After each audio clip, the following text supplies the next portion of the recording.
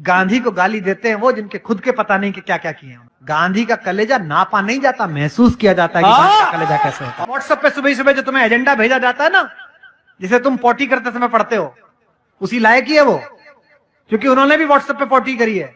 और जिस हत्यारे को तुम महिमा मंडित करते हो वो नपुंसक था। 28 साल की उम्र में उसने एक बूढ़े अशक्त को गोली मारी। मर्द का बच्चा था तो किसी अंग्रेज में गोली मारता। ये लाइव जा रहा है, इसे लाखों लोग देख रहे हैं और मैं जानता हूं कि कल मुझे गालियां भी पड़ेंगी। तो चलिए शुरू करते हैं। व्हाट्सएप पे कचरा के उतरता है, उसे इतिहास मान के प्रारंभ हो जाता है। हाय हाय हाय हाय गांधी को गाली देते हैं वो जिनके खुद के पता नहीं कि क्या क्या किए हैं उन्होंने। हाय हाय हाय हाय हाय हाय हाय हाय। और जिन्होंने हाथ बांधे हो, जो जवान लड़के सोचते हो कि मैं सही नहीं बोल रहा हूं, आजादी का जो 75वां साल लिख रहा है ना, अमृत महोत्सव, इसमें बता रहा हूं गांधी का कलेजा नापा नहीं जाता, महसूस किया जाता है कि गांधी का कलेजा कैसे होता है। हाय हाय क्या कहने। आप बताते हैं कि गांधी कौन है? इतिहास की किताब पढ़ी है। ये व्हाट्सएप पे सुबह सुबह जो तुम्हें एजेंडा भेजा जाता है ना, जिसे तुम पोटी करते समय पढ़ते हो, उसी लायक ही है वो, क्योंकि उन्होंने भी व्हाट्सएप पे पोटी करी है जो उन्होंने भेजी है आपको। अच्छी बात। 1932 में पत्रकार लिखे और इस बात को फेसबुक पे लिखना, मैं फर्जी राष्ट्रवादी नहीं हूं कि आपको कोई झूठ बोल के चला जाऊं। 1932 में गोल में सम्मेलन में गए थे बापू, सुन मिलने की मंशा जाहिर। चर्चिल कहता था अधनंगा फकीर है। हर अहंकारी ऐसा ही कहता है सत्य को। रावण भी कहता था कि फकीर है, ये कौन तपस्वी है, इसके साथ ये औरत क्यों रहनी चाहिए, मेरे पास रहनी चाहिए। चर्चिल भी कहता था अधनंगा फकीर है। तो राजा ने कहा कि बुलाओ मिलने के लिए गांधी को।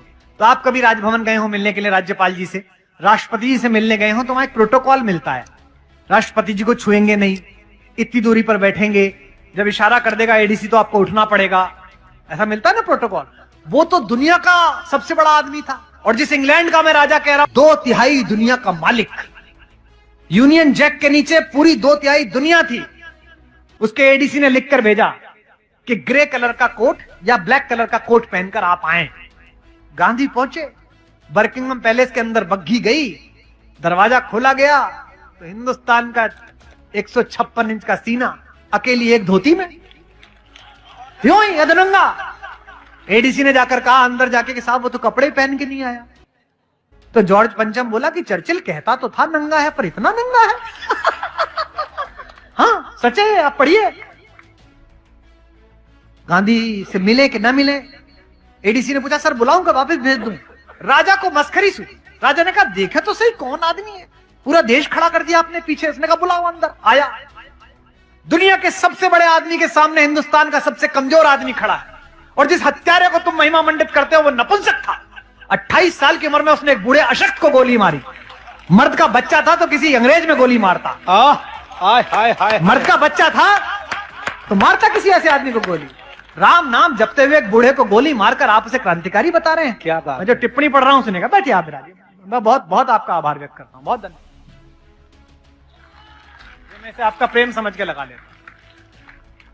और राजा ने पूछा मुस्कुराते हुए गांधी से, एक धोती में गांधी खड़ा है, ब्लैक एंड व्हाइट में, सोच के देखना वो दृश्य है।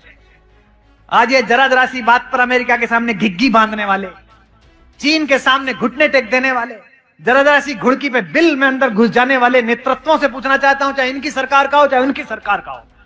1932 में गांधी खड़ा है इंग्लैंड में राजा के महल में अकेला। राजा ने पूछा well mister Gandhi, where are your clothes, तुम्हारे कपड़े कहां गए?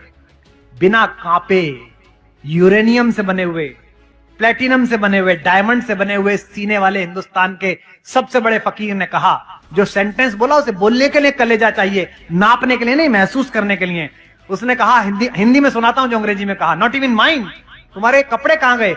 उसने कहा मेरे छोड़ो महाराज, मेरे पूरे देश के कपड़े तो चुरा कर आपने पहन लिए। इसके लिए कलेजा चाहिए। आपका चाचा अच्छा हो सकता है, आपके बाप अच्छे हो सकते हैं, पर इससे मेरा बाबा बुरा कैसे हो गया यार? आप अजीब आदमी है भाई। क्या कहने।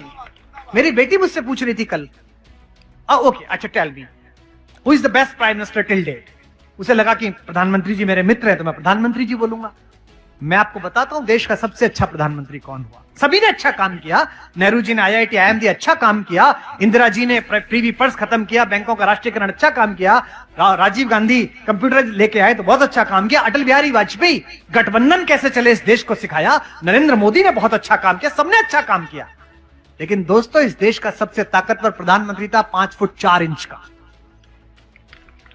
हाय हाय कुछ लोग अभी समझे नहीं। लाल बहादुर, इलाहाबाद का वो लाल जिसकी बहादुरी से पूरी दुनिया थर्रा थी। हाय, वाह 19 महीने शासन किया था शास्त्री जी ने।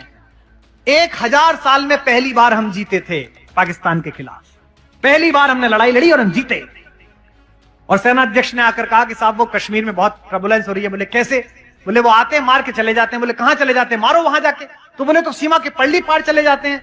तो शास्त्री जी ने कहा पल्ली पार जाके मारो। तो सेना अध्यक्ष बोला साहब ये तो वार हो जाएगी। शास्त्री जी ने कहा देश के नागरिकों को बचाने के लिए शांति हो या युद्ध हो करना ही चाहिए। आपके साथ खड़ा। हाय हाय हाय हाय। इतिहास को किताबों से पढ़ो, अपने नेताओं के चिंटू बनकर मत पढ़ो। इतिहास को पुस्तकों से पढ़ो भाई। ये लाइव जा रहा है, इसे लाखों लोग देख रहे हैं और मैं जानता हूं कि कल मुझे गालियां भी पड़ेंगी। छोड़ेंगे नहीं भक्त। फिर भी कह रहा हूं, और यहां भी बैठे होंगे, उनकी गालियों के बीच कह रहा हूं, आमंत्रित कर रहा हूं आप में से जो पढ़ा लिखा हो वो यहां आ जाए, एक माइक में दे दूंगा, आज बहस कर लें। इनका तो दुर्भाग्य है कि इन्होंने खुद ने ऐसों की फौज इकट्ठी कर रखी है जो बोल नहीं पाती। हाँ बिल्कुल सही। कैसे बोलेंगे? जनरल अयूब 6 फुट 2 इंच का था। एक संवाददाता थे बीबीसी के, मार्क टली। कितने लोगों को नाम याद है उनका? पुराने लोगों को। हाय हाय हाय। बीबीसी में मार्क टली थे, पुराने लोगों को याद होगा। हिंदी बहुत अच्छी बोलते थे। मसूरी में उनका मकान था, मैं भी मिलने जाता था। तो जनरल अयूब से पूछा, हिंदुस्तान पाकिस्तान के बीच जंग का आसार था और समझौता होना था, हमारी वार्ता होनी थी। तो जनरल अयूब से मार्क टली ने पूछा कि जनरल अयूब वो इंडिया के साथ आपका बात होगा तो कैसे होगा? वो शास्त्री जी से आपका बात होगा। तो अहंकार में डूबा हुआ पाकिस्तान का खूंखार शासक बोला मैं 5 फुट 2 इंच, वो शास्त्री 5 फुट 4 इंच, वो मुझसे क्या बात करेगा? कितना अहंकार था।